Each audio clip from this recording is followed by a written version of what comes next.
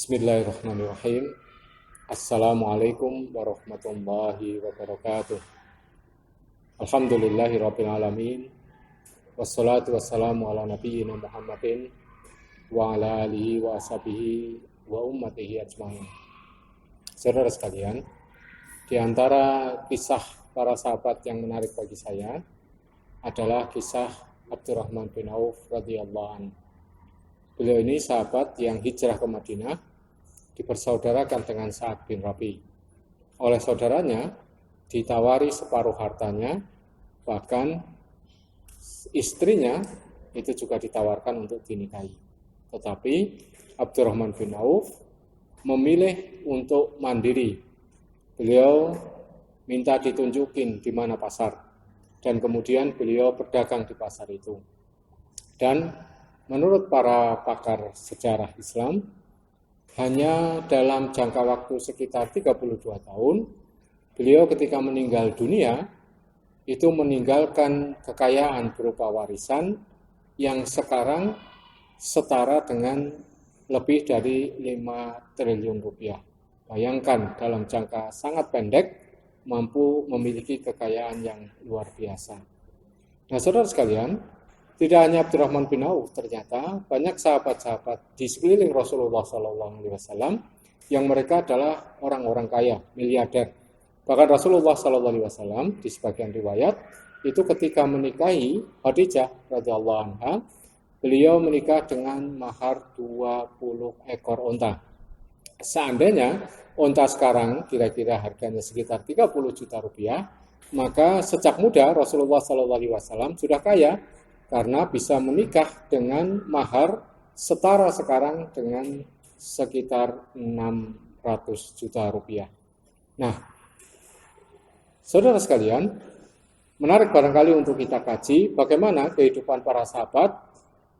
Mereka adalah orang-orang yang sangat bersungguh-sungguh dalam beribadah. Mereka adalah orang yang sangat berorientasi kepada kehidupan akhirat, tetapi pada saat yang sama memiliki prestasi maliyah, prestasi berupa kekayaan yang luar biasa. Nah, menurut saya, di antara pelajaran yang saya petik dari kehidupan mereka adalah para sahabat bisa memiliki kekayaan besar karena yang pertama, para sahabat radhiyallahu anhum adalah orang-orang yang dibina dengan keimanan yang kuat, di mana keimanan itu tidak hanya diukur berupa kepercayaan atau keyakinan kepada Allah Subhanahu wa taala, tetapi adalah keimanan yang mampu membuat mereka menjadi orang-orang yang bermoral atau berakhlak mulia. Misalkan, mereka menjadi orang-orang yang sangat menjunjung tinggi yang namanya kejujuran. Mereka menghindari yang namanya manipulasi di dalam dunia bisnis mereka. Dan itu yang sekarang kadang-kadang jarang kita jumpai, orang yang dikatakan soleh karena sudah berkali-kali mungkin haji atau umroh, mereka yang rajin sholat di masjid, tetapi kadang-kadang kalau sudah menyangkut bisnis, menyangkut kepentingan ekonomi, mereka gampang melakukan manipulasi, meminta kwitansi kosong, memarkup harga, dan sebagainya. Yang kedua, para sahabat radhiyallahu adalah orang-orang yang sangat bergairah untuk melakukan sedekah. Misalkan Abdurrahman bin Auf di dalam perang Tabuk, sebagian riwayat menceritakan, beliau berinfak setara dengan sebanyak 1.000 ekor unta, yang kalau sekarang harga unta asumsikan saja sekitar 30 juta rupiah, berarti yang beliau sedekahkan waktu itu adalah setara dengan 30 miliar rupiah. Dan saudara sekalian, barangkali ini salah satu kunci penting dalam kehidupan Rasulullah dan para sahabat radhiyallahu anhum. Mereka adalah orang-orang yang sangat bersemangat untuk bersedekah. Karena apa? Karena ketika orang itu bersedekah, orang kaya itu bersedekah, maka orang miskin kemudian memiliki uang untuk belanja. Dan dengan memiliki uang untuk belanja dalam rangka untuk memenuhi kebutuhan mereka, maka kemudian perekonomian itu berputar. Dan ini yang kemudian terjadi, ekonomi berputar sangat cepat di Madinah. Dan itu membuat orang-orang sekitar Madinah berbondong-bondong untuk bertransaksi atau berbisnis di Madinah, karena orang-orang Madinah, khususnya kaum muslimin, adalah orang-orang yang punya kemampuan untuk belanja karena mereka memiliki uang. Bandingkan kalau situasi yang terjadi adalah sebaliknya. Orang-orang kaya hanya menumpuk hartanya saja, maka orang-orang miskin itu tidak punya uang dan akhirnya ekonomi tidak berputar. Oleh karena itu betul yang dikatakan oleh Rasulullah SAW bahwa tidak akan berkurang harta ketika orang bersedekah.